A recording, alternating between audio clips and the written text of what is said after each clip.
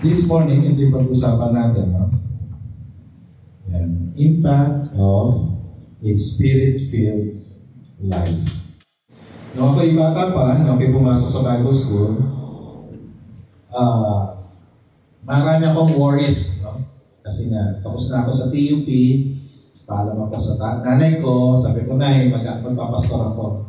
Nagalit siya. Huwag ka magpastor, maghihirap ka, sabi niya sa akin. So, iyak ako kasi lakas ng calling sa akin ng Lord. Alam ko, pinatawag niya ako sa Bible School, pero walang blessing sa kanya. Kaya kung ako'y papasok sa Bible School, hindi niya ako susuportahan. Kaya yun yung worries ko. Sino ang magsusupport sa akin? Although, doon sa Bible School, sa Philippine Missionary Institute, pag pumasok ka doon, may pagkain ka na agad. Basta mag-aral ka, kakain ka ng umaga, tanghali, gabi.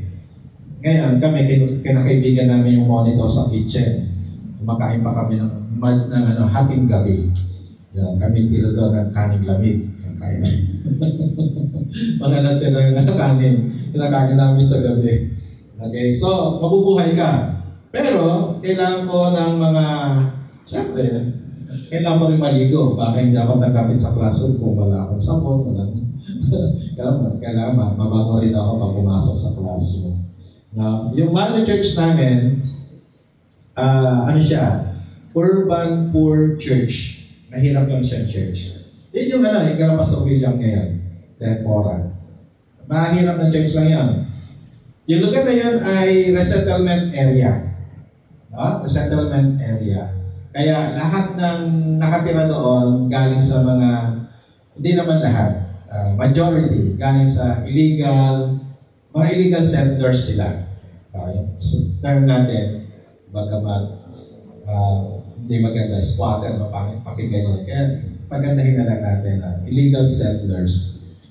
Coming from illegal settlers. So, di na naroon, walang trabaho. May mga pabrika, siyempre, kung di na matatanggap sa pabrika, ang trabaho niluluwas pa ng Maynila. So, mahirap ang buhay. So, madaling salita, mahirap ang buhay doon. Okay? At yun yung church na pinanggalingan ko. At hindi kasya ang income para mag-support ng Bible School students. Ako'y natutuwa na ang City of Hope nakapag-support ng mga estudyante sa Bible School. At ipagpatuloy natin yan kapag meron dito tinawag ng Panginoon para magpastor, suportahan natin. Kay CJ, kay Angelus. Suportahan natin. Sino man sa inyo gusto mag-Bible School, suportahan. Kailangan natin ng maraming magagawa. Naalala ko, ang support ko lang noon sa church namin, kada linggo, matagal na yun, nag-uusap tayo ay mga ano na yun, like 40 years ago. Ang support ko, 25 pesos a week. 25 pesos a week. Yan lang, tatanggapin ko. Punta ako sa church, bibigyan ako ng 25 pesos. Punta ako sa, yan yung ginagamit ko sa mga personal needs ko. Tapos pag Monday, kasi Sunday, nasa church ka, Monday, babalik ako doon sa PMI. Dorm kasi kami, nasa dorm. Tapos makikita ko yung mga ibang nag-aaral doon. Mga mucho. Para nakasuko. Nagkakaroon ako ng may tawag doon, holy inggit. Holy naman. holy envy. So, magkaiba ba kami ng Diyos na pinaglilingkuran? Iba ba Diyos niya? Iba ba ang aking Diyos? Kayo ba? Natanong niyo rin ba yun? Kapag nakita niyo yung ibang tao pinifavor, hindi ko ba wala nakatapusan ang crisis ko sa life? Did you ask that question? Iba ba yung Diyos ko? Alam niyo po, sa panahon ng crisis, lagi natin sinasabi, Panginoon, magpadala ka ng good Samaritan na para matulungan ako. And actually, ang tulong ng Diyos hindi na kailangan manggaling sa labas. Minsan, ang tulong ng Diyos nanggagaling sa loob. Can you say amen to that? Ang tugon niya, nandiyan na, nakasama mo. Okay? At itong passage natin in Acts chapter 4, 31 to 37, tapos 31 to 33, 36 to 37, ay magtuturo sa atin that the Spirit-filled person is the most potential instrument that God can use to fill our needs. Pwede po ba tayo sumagot ng amen? Tagalog, yung taong puspos ng Espiritu Santo ay isa sa pinaka-potential na gamitin ng Panginoon to fill the needs. Bakit? Sige, basahin natin. Gawa 4:31. And sabay-sabay po natin basahin. Sige po. Pagkatapos silang manalangin na iyon ang kanilang pinag-iipunan, sila lahat ay napuspos ng Espiritu Santo at buong tapang na nangaral ng salita ng Diyos. Nagkaisa ang damdamin at isipan ng lahat ng mananampalataya at di itinuring man ang sarili niya ang kanyang mga ari-arian, kundi para sa 33. Kaya ang nagilang mapangyarihan, ang mga apostol ay patuloy na nagpapatotoo tungkol sa muling pagkabuhay ng Panginoong Hesus. At ang masaganang pagpapala ay tinaglayan nila na verse 36. Ganoon ang ginawa ni Jose, isang Levitang taga-Cyprus na tinawag ng mga apostol na Bernabe, na ibig sabihin anak ng pagpapalakas doon. Ipinagpili niya ang kanyang bukid at ipinagkatiwala sa mga apostol ang pinagbilhan. Okay? Bakit? No? Why is the Spirit-filled person is the most potential person who God can use to help the needy, para tulungan ang mga mahirap. Doon sa kwento natin, balik tayo sa Acts. Kasi last week, medyo nagpahinga tayo, nasa Gospel of John tayo. Banta, balik tayo doon sa Acts. At ang kwento doon sa Acts, at yung binasa nga natin, na napupuna ng pangailangan ng mga mahihirap dahil may mga taong ginagamit ng Panginoon, like ito si Bernabe, na binibenta yung kanyang property at yung pinagbilhan itinutulong sa mga nangangailangan. No? At bakit nagagawa yun? Alam niyo po, as human, as a natural man, aminin man natin o hindi, selfish tayo. Tama po ba? Aminin man o hindi. As a human, bilang natural man, we are selfish. Di ba? Pag sa picture, kailangan ano makita sarili mo, di ba? Pag wala din yung wala ka lang, pag nag-scroll kayo ng picture sa Facebook, pag din makita yung sarili mo, maliban sa crush mo, yan. Maliban sa crush mo. Okay, yung sarili mo, hanapin mo. Pag di makita, nagpasa mo lang. Tama ba? Kahit na, sa loob ng bahay, di ba yung panganay, lagi gusto big portion sa kanya. Panganay ako, pag chicken, ano bang pinag-aagawang part ng chicken? Leg ba? Sabi ng panganay, akin muna to, sa akin to. Okay, so natural man. Pero kapag napuspos ng banal na espiritu, yung appetite for material things subsides. Nababawasan. Nawawala, no? Yung person filled by the Spirit shifts his desire from acquiring material possessions, hoarding, to becoming rich in heaven by helping the poor and the needy. No? Yung natural man, attraction niya dati sa world. Nung siya ay napuspos ng banal na espiritu, nalilitad siya doon at napupunta sa kalapitan sa Diyos at nagkakaroon ng pag-ibig sa iba. Dati walang pakialam sa iba, ngayon nagkakaroon na ng pakialam sa ibang tao. No? A person is under the influence of the Holy Spirit, tama naman, nakaranas ng pagbabago. Amen po ba? And one of the best examples ng changed life or shifted ng lifestyle, walang iba kundi si Zacchaeus, no? Pagkatapos niya tanggapin si Jesus sa kanyang bahay, no?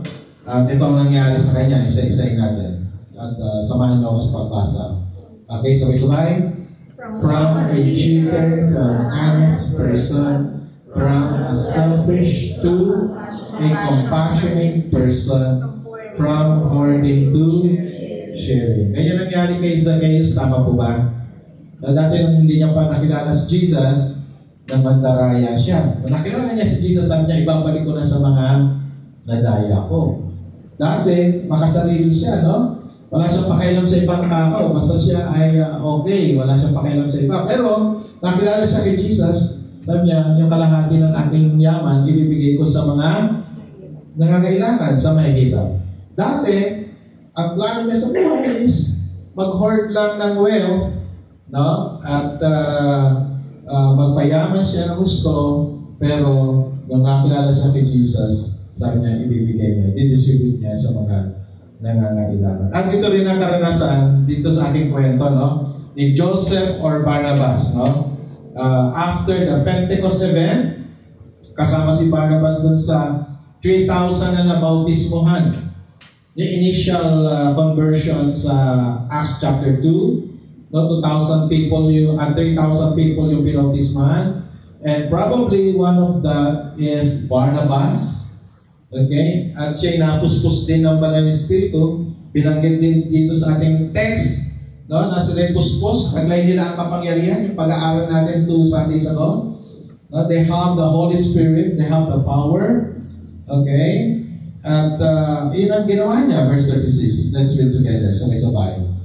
Ganoon ang ginawa ni Jose, isang Levita taga Cyprus, na tinawag ng apostol na Bernabe, na ibig sabihin anak na pagpapalakas loob, verse 37. Pinagbili niya ang kanyang bukid at ipinagkatiwala sa mga apostol ang pinagbilhan.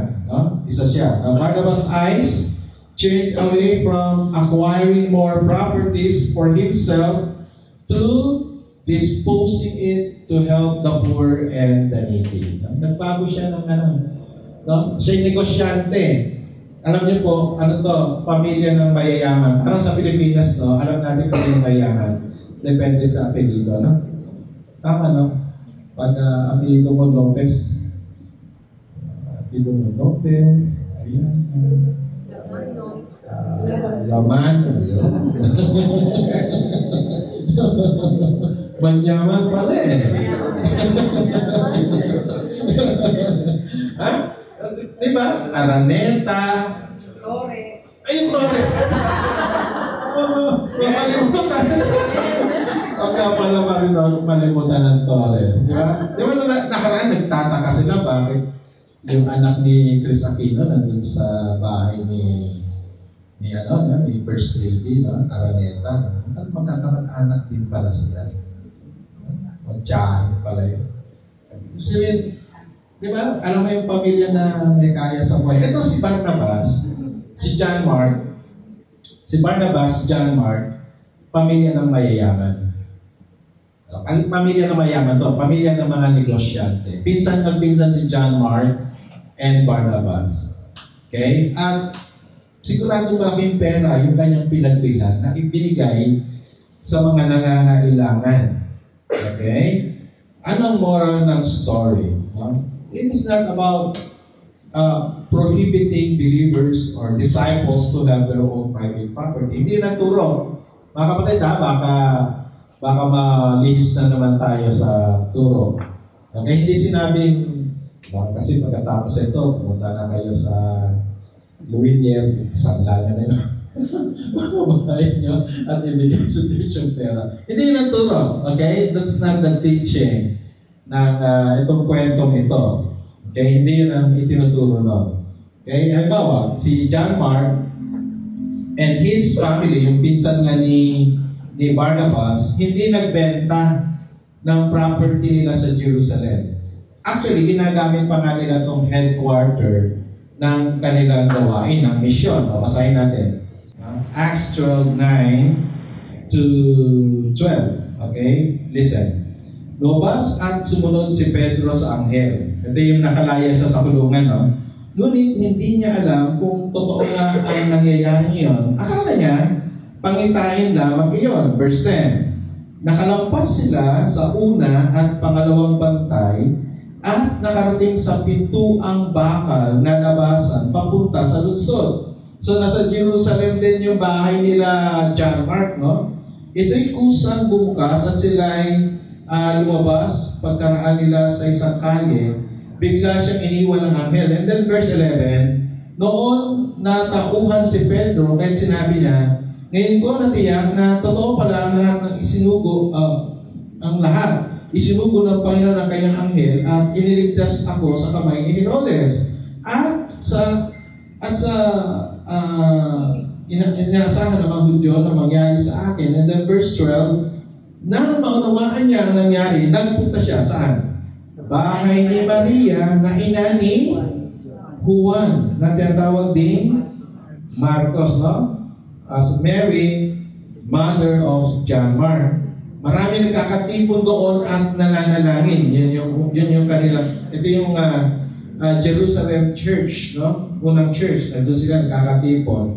Verse 13, nang si Pedro ay kumatok sa pinto, lumapit si Rhoda na isang katulong upang tingnan kung sino iyon. Verse 14, nakilala niya ang tinig ni Pedro dahil sa tuwa ay kumakbo siyang papasok ng bahay na hindi pa nabubuksan ng pinto at sinabi sa lahat na si Pedro ay nasa pintuan. Una, may bahay sila sa Jerusalem.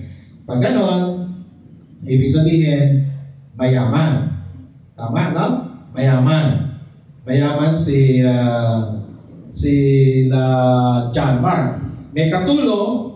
Pangalawa, doon nagtitipon ng mga magkakapatid. Ibig sabihin, malaki yung kanilang bahay. Mayaman. Pangatlo, may katulong. Mayaman. Okay? So, kahit to sila John Mark, sila Mary, hindi nagbenta ng kanilang ari-arian. Okay? Hindi sila nagbenta ng ari-arian. So, hindi talaga yun yung parang turo ng unang church na dapat, dahil nakakilala ka na kay Jesus, magbenta ka na ng private property mo. Hindi ka na turo. Okay? Kaya nagbenta si John, si Bernabe, na-share ko na yan sa inyo, hindi na siya babalik sa Cyprus. Magpupuntay na siya sa pagmimisyon. Kaya ang ginawa niya, ibinenta niya na yung property niya sa Cyprus at binigay sa church. No? Like John Mark and his family, they did not dispose their property. No? Yung ginagamit nila sa kanilang pagtitipon. Okay? Siguro yung mga nangako lang, no? Mga nag-pledge, sabi nila, kami gagawin din namin yon. At siguro itong si Ananias and Sapphira, no, yung sa Acts 5:1-6, nag-promise din. Sabi ni Ananias at Sapphira, magbebenta rin kami ng property namin at ibibigay. Pero nung naibenta na, hindi niya tinupad yung kanyang promise. At alam niyo, mahirap mag-promise sa Diyos. No? Kasi nag-promise sila sa Diyos, nag-promise sila sa Holy Spirit. When they fail, pinarusahan sila. No? Namatay yung mag-asawa. No? Unlike Barnabas, a person filled by the Holy Spirit who faithfully gave up all, no, his properties for the church. No?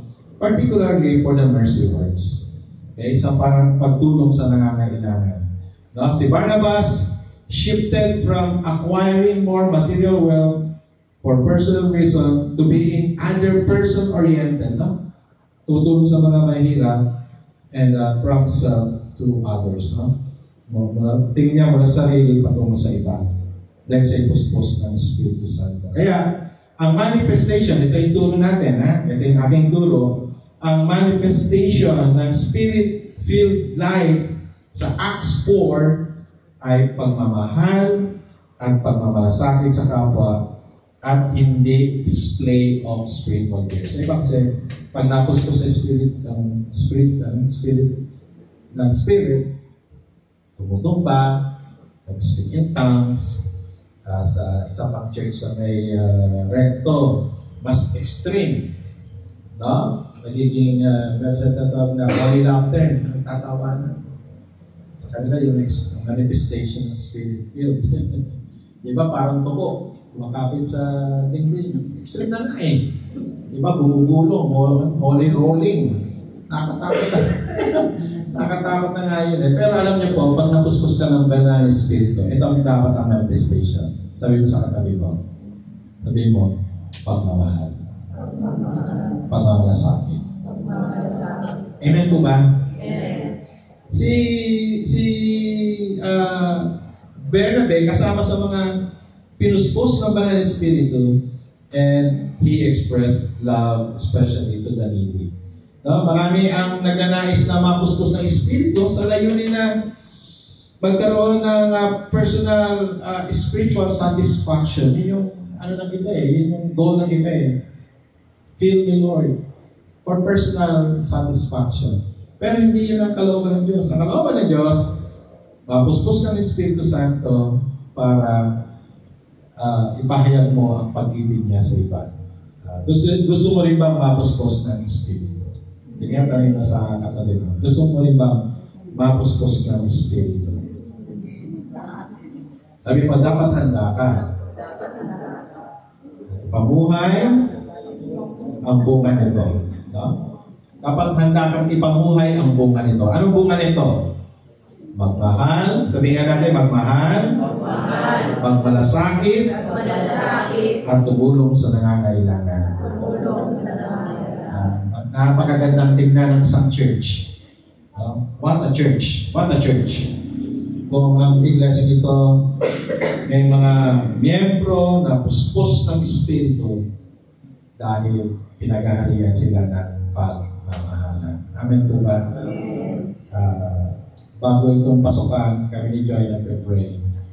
At nag-isip din ako ng pangalan eh. Tumulong dun sa mga, sa college students. Member ng City of Hope na nasa college students na campus. At tulungan sila. Ayun, hindi na malaking tulong. Mag-ayuda lang. Kasi isip ako ng pangalan. Magandang pangalan. Cham Cares. Ganda nila lang. Kasi Cham is friend.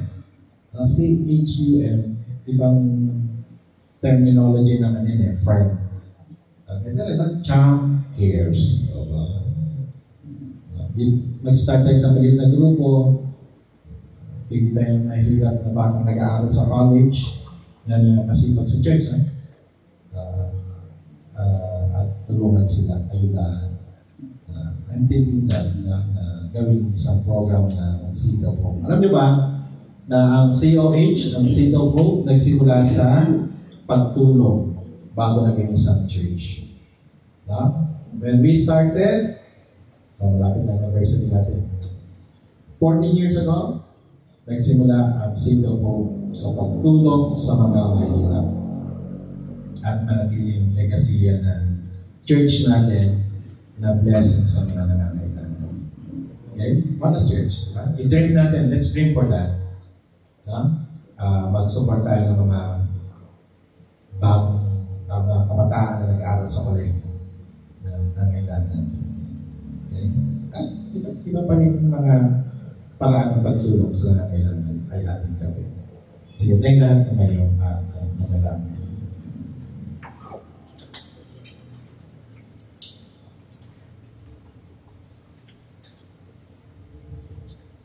Let us pray. Panginoon, salamat po sa isang napakagandang umaga na nalog mo sa amin. Kami ay iyong dinala sa lugar na ito para sama-samang sumamba, sama-samang makinig ng mga salita. Salamat, Panginoon, dahil May pagkakataon kami, O Diyos, na magtagumpay laban sa mga worries and anxieties. Dahil meron kami Diyos na lumikha ng isang community, a community of love, and praying, Lord, na ang Seed of Hope Kanlubang ay isa sa mga komunidad ng pag-ibig na iyong ginawa. Na hindi na pinag-uusapan ng pag-ibig, hindi na ito pinag-aaralan, kundi ito ay naipapadama rin sa bawat sa amin. So Lord, praying na